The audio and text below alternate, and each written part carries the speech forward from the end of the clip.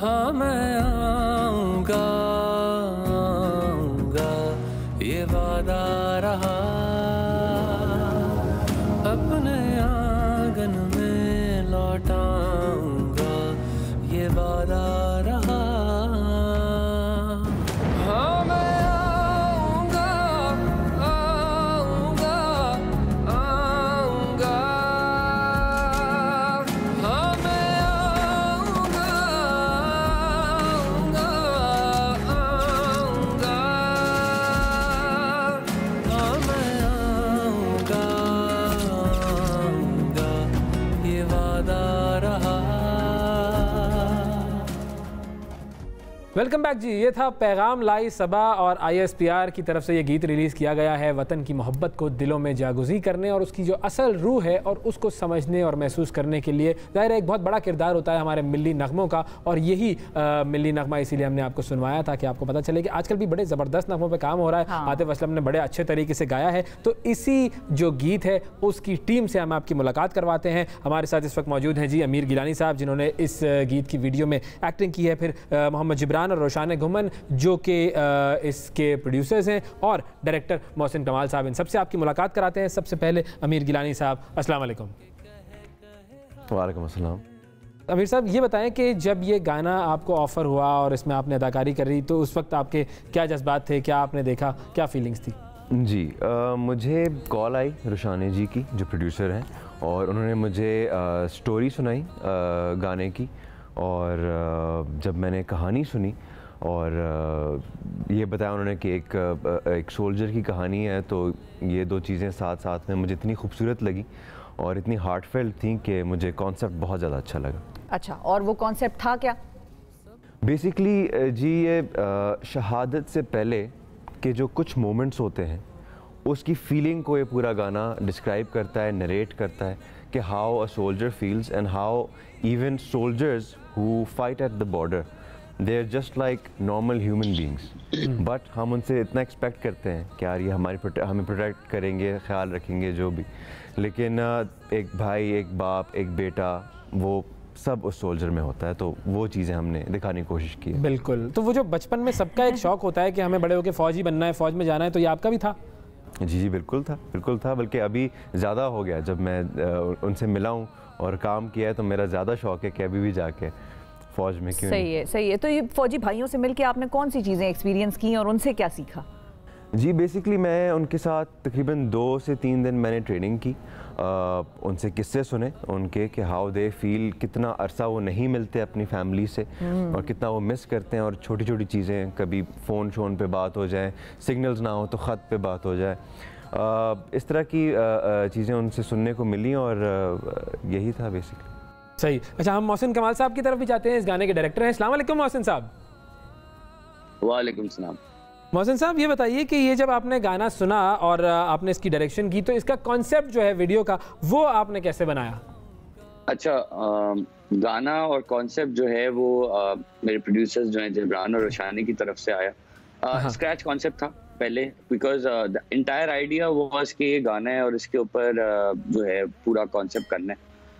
But usually होता है कि म्यूजिक वीडियो जब आती है ना, तो you have to go by what, इसीलिए इसको म्यूजिक वीडियो कहते हैं, बिकॉज म्यूजिक बहुत इंपॉर्टेंट होता है। yes. तो म्यूजिक के लिहाज से पूरी कहानी को नेट करना, you know, from where to start and where to end, वो था। And the song was beautiful. Atif की आवाज थी, आप लोगों ने जैसे सुना, और उसके हिसाब से मेरी कोशिश पूरी ये थी कि वो रिलेटेबल रहे, यू नो, वो लिरिकल है, वो रिलेटेबल हो। जैसे अमीर ने कहा कि the soldier is not just a soldier, he is a family guy also, you know. गाने में माँ का जिक्र है, but I tried showing the entire family and how he disconnects from the family when he's on the ground, and what is his feeling and what are the family feelings when this all happens, regardless of what they are doing at that moment, but the feeling is almost the same with any regular civilian or whoever, के कोई भी किसी से दूर रहता है तो उसकी फीलिंग क्या होती है। I think I played on the emotions, and जो रियल वर्ल्ड में होता है, मैं क्लोज तरीन रहा ताकि जो है ये कोई सुपरफिशियल या आर्टिफिशियल ना लगे।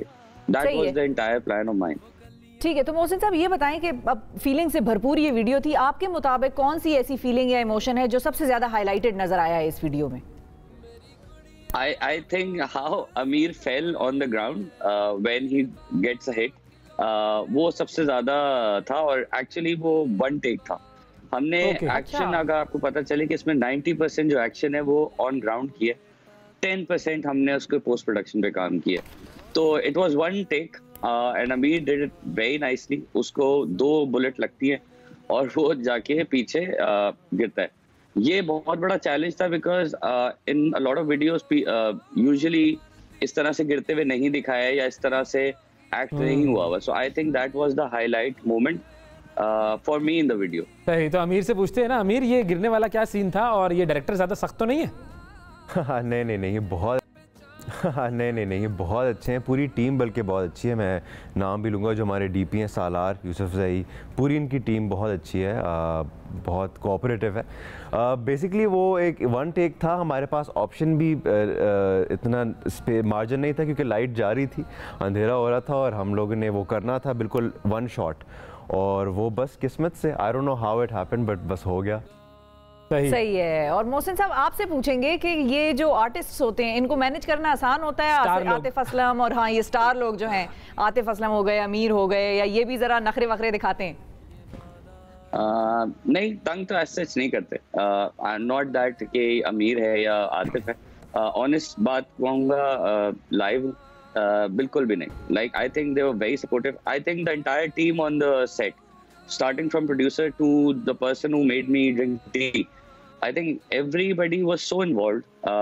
हर point पे हम लोग discuss करते थे। Amir was like throughout with me. Even when Atif was shooting, Amir was standing right next to us. तो सही। तो हम जरा जिब्रान और रोशानी की तरफ भी चलते हैं जो कि इसके वीडियो प्रोड्यूसर्स हैं, उन्होंने भी ज्वाइन किया है हमें। अस्सलाम वालेकुम। जी सर, वालेकुम सलाम। तो जिब्रान और रोशाने, अगर हम आप लोगों से पूछें, जो अभी मोहसिन ने हमें बताया कि कॉन्सेप्ट आप लोगों ने बनाया था, तो आपके माइंड में ऐसी कौन सी चीज़ थी, क्या चाह रहे थे आप लोग के इस वीडियो में क्या हाईलाइट हो? अस्सलाम वालेकुम। वेल, ऐसा था कि हम एक और प्रोजेक्ट ऑलरेडी कर रहे थे जिसमें हमने फैमिली के इमोशंस वगैरह दिखा रहे थे। तो दिस इज़ बेसिकली उसी अम्ब्रेला के नीचे ये चीज़ आई, एंड वहाँ पे वी वांटेड टू शो कि no matter what, like of course शहादत बहुत बड़ा रुतबा है, लेकिन हमें ये चीज़ रियलाइज करनी चाहिए कि इन द एंड जो बच्चा यतीम हो रहा है, लाइक वो बच्चा है जिसका बाप को शहादत मिल रही है, वो यतीम है, और उसकी जो बेवा है वो बेवा ही है, and the world is the same. तो हम एक फैमिली के इमोशंस लेके आना चाह रहे थे, एंड वी वांटेड कि लोग इसको समझें and give respect to all arm forces, no matter वो पुलिस हो या कोई भी नेवी, एयरफोर्स, कोई भी हो। तो ये लोगों को समझने की बात है कि हम अपने घर में ईद अच्छी मना रहे हैं, बिकॉज ये सब जो है ऑन ड्यूटी है। बहुत से लोग ईदों पे नहीं आ पा रहे, बहुत से बच्चे ऐसे हैं जिन्होंने शायद अपने जो फादर हैं उनको देखा भी ना हो, और उससे पहले उनकी या उनको याद ना हो और शहादत हो चुकी हो। सो इट वाज मेनली ये कि डोंट फॉरगेट कि जो वर्दी में है वो भी, एज अमीर एंड मोहसिन सेड, वो भी किसी का बाप, बेटा या भाई है। This is all the concept was. सही है। अच्छा, तो इस कॉन्सेप्ट को, कुर्बानी के कॉन्सेप्ट को आप लोगों ने किस तरह से हाईलाइट करने का सोचा हुआ था? बेसिकली इसमें हमने जो है ना human side of the army दिखाने की कोशिश की है कि वो जो जज्बा, जैसे हम जोश और जज्बा जिस तरह का फैमिलीज का होता है, वो आप उसको बीट ही नहीं कर सकते। अब वो चाहे एक बेटे, हमने कई ऐसे लोगों से भी मिले कि जिनका एक नहीं, जिनके 5-5 बेटे थे, और वो भी उसमें से 4 ऑलरेडी शहीद हो चुके और 5वां बेटा भी उनका दोबारा आर्मी में गया हुआ। बिल्कुल। सो वो जज्बा जो है ना, वो तो आप उसके बारे में बात करते हुए भी जो है ना बड़ा एक ऐसा फीलिंग आती है कि आप मतलब आप फीलिंग बयान भी नहीं कर सकते। yes, पर ये गाना जो है, हमने उसी की एक रिप्रेजेंटेशन दिखाने की कोशिश की है कि ये human side of the army क्या है, उनकी फैमिली किस तरह क्या फील करती है, जब उनका कोई बेटा, भाई, बहन या सॉरी या फादर या उनका जो है हस्बैंड हो गया, सो वो अगर शहीद होता है तो वो किस किन फीलिंग्स से उनकी फैमिलीज गुजर रही होती हैं, सो वो हमने दिखाने की इसमें कोशिश की है। सो ये आई थिंक मोहसिन एंड अमीर and Atif and everybody did a fantastic job on this. सही है। लेकिन अच्छा, एक और तबका है जो हम जिनसे मिलते भी हैं, ज़ाहिर बात भी होती है, वो अपना इजहार ख्याल भी करते हैं। वो ये कहते हैं कि आर्मी का काम है नहीं कि वो ये गाने और नगमे बनाए, ऑल्दो वी रिस्पेक्ट कि उन्होंने सेक्रीफाइसेस दिए हैं, अपनी लाइफ गुजार देते हैं वो फैमिली से दूर, तो वी रिस्पेक्ट दैट, लेकिन ये उनकी ड्यूटी नहीं है कि वो गाने शाने बनाए। तो उन लोगों के लिए आप किस तरह एक्सप्लेन करेंगे कि म्यूज़िक वीडियोज़ की कितनी अहमियत होती है वैसे? जी, बेसिकली देखें, इसमें अगेन वही बात है कि ये ह्यूमन साइड, हम बात तो करते हैं आर्मी को लड़ते हुए दिखाते हैं, आर्मी की हमने लाइफ दिखा दी कि कैसी होती है, बट जो ह्यूमन साइड है आर्मी की, जो उनकी फैमिलीज है, जो उनके इमोशंस हैं, जो उनके सेक्रीफाइसेस हैं, वो किन चीज़ों से गुजरते हैं, वो उनके क्या जज्बात होते हैं, वो दिखाना जो है ना वो थोड़ा सा मिसिंग था। तो वो हमने वही दिखाने की कोशिश की है ताकि जो नॉर्मल ऑडियंस है उनके लिए भी ये सिचुएशन रिलेटेबल बन सके कि यार ये भी एक आम इंसान ही है हमारी तरह, ठीक है, उनकी रिस्पॉन्सिबिलिटी हमसे बहुत मुख्तलिफ है, बट उनकी भी फैमिलीज हैं जिनको दर्द, मतलब उनको तकलीफ होती है, और वो जिन इमोशन से गुजरते हैं वो हम ऑब्वियसली वो हम सोच भी नहीं सकते। सो वो हमने बेसिकली इसमें दिखाने की कोशिश की है, सो जो कि हम काफ़ी हद तक इग्नोर कर देते हैं, और उसको दिखाना बहुत ज़रूरी था। तो ये उस तरफ एक हमारी तरफ से एक कंट्रीब्यूशन और एक पहला स्टेप है ताकि हम उनकी भी स्टोरीज और रिप्रेजेंटेशन हम कर सकें।